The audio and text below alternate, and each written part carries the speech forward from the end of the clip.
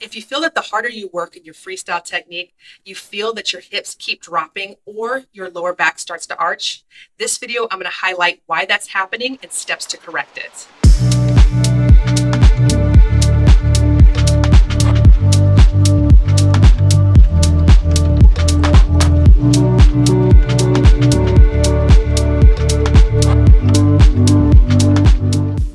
Hey swimmers, welcome back to the Swim Bites channel. I'm Coach Mandy, and today's quick tip video is on a common habit I do see many swimmers struggle with, and that is pulling way too much from the shoulder.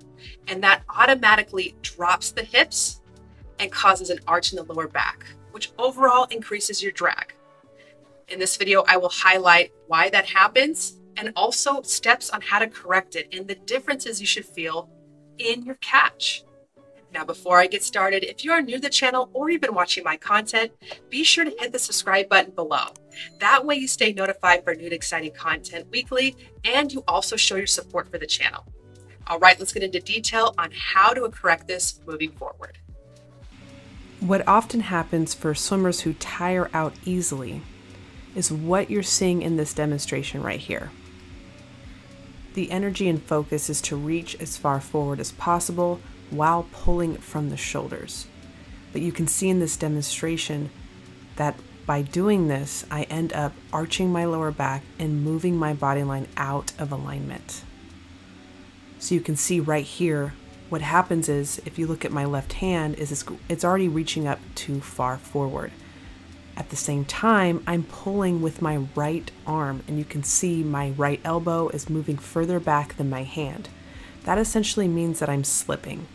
If I'm putting too much force on my shoulder independently, what will happen is my lower back will start to arch and the water will feel very heavy because most of my tension is in my extremities and I've lost my core, the center of my body. It's essentially like swimming through the water with a half-deflated raft. It's very difficult. Followed by, once you breathe, those habits are more exaggerated. So here you can see I'm taking a breath, and because I'm reaching up on the surface and I'm pulling with my right shoulder, I have to lift my head out of the water in order to breathe because my body line is slightly sinking. So the sensation of feeling that I'm going to get water when breathing, I will need to lift my head.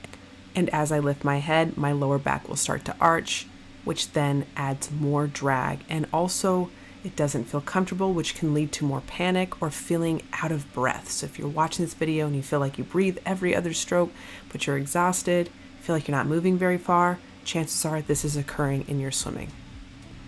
So these habits I'm demonstrating here are more on the smoother side. However, you can swim more aggressively and you'll see a difference also, or a more exaggerated approach to what happens to your body line when you execute these habits. So you can see here, heavy kick, pulling from the shoulder. You can see my right elbow is pulling back, almost like a runner's stance. So I'm kind of driving that elbow all the way back. And as a consequence, I've lost my core. So you can see here, I'm taking a breath, but also I've lost the center of my strength, which would ultimately keep me higher on the surface, and I would feel lighter from my extremities. So I mentioned earlier in the video is you'll feel heavier in your extremities, feel like you're just swimming through thick water, versus if you actually engage your core and leave your extremities relaxed, it feels very smooth and you feel very light. So the key is the lighter you feel, the less resistance you're creating. So that's actually a better sensation. Here's a freeze frame. We're breathing over the left shoulder and you can see the arch in my lower back and how much body line is sinking for me. Now, depending on the swimmer, this can be even more dramatic. So either way, it throws you out of alignment. You lose your core, your strength from the center of your body. So ultimately, this is what makes swimming tiring and not as enjoyable as it could be. Here you can see what happens when too much force is applied on the shoulder, pulling from your hands, and it looks like you are slipping, and that's what it feels like. So in this freeze frame, you can see that my left hand or arm is very tense, and I'm driving the elbow up, and my hand is tense. Right there, I didn't really get much of a pull, essentially. And then what happens is it disrupts my body line and it triggers me to kick harder because you're just trying to find any sort of power to move you through the water easier.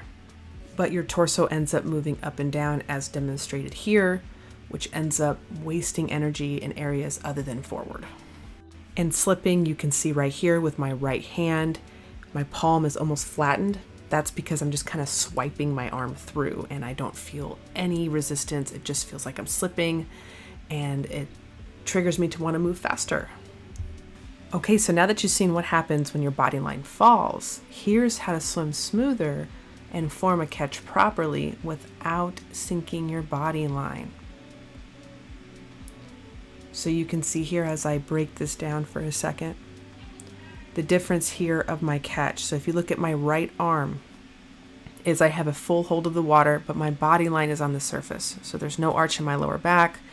I'm keeping and sustaining my stability from my center. My arms and legs are light. That's the difference here versus the previous demo where I've lost that center. Because of that, my breathing is smoother. There's no sinking. And also I'm keeping my body line high on the surface. When these habits are incorporated, this is what makes swimming feel very smooth. And because of that, I'm able to get a full hold or catch with my right arm without slipping. So I do feel light resistance on the entire arm, forearm and hand included, but that's because my body line is in the right position. So here's a forward view of the catch just to show you from this angle. You can see that there's a slight bend in my elbow and my hand and forearm are perpendicular to the bottom of the pool. There's no slipping. I got a full hold of the water, but my body line is stable. And that's why I'm able to actually use the catch properly and move through the water easier versus applying too much energy on the shoulders and just forcing a pull. So imagine your body line is like a canoe where you want to keep things nice and stable to really pierce through the water easily. And the oar is your catch, where you want to be in the right position to actually move past the water so you're not slipping through. And that's how to make freestyle feel smooth and easier. Okay, swimmers, after watching this video, if you feel that you struggle with this point, or also you feel an increase in your strokes per length, let me know in the comments below. Now, if you're ready to take the next steps to take your freestyle technique up to a new level, hit the pinned comments below and join my Swim Bites program today. Not only will you have access to my freestyle course, but you will have access to multiple courses on different strokes and so much more. You can also go to swimbites.com for more resources to help with your swim training.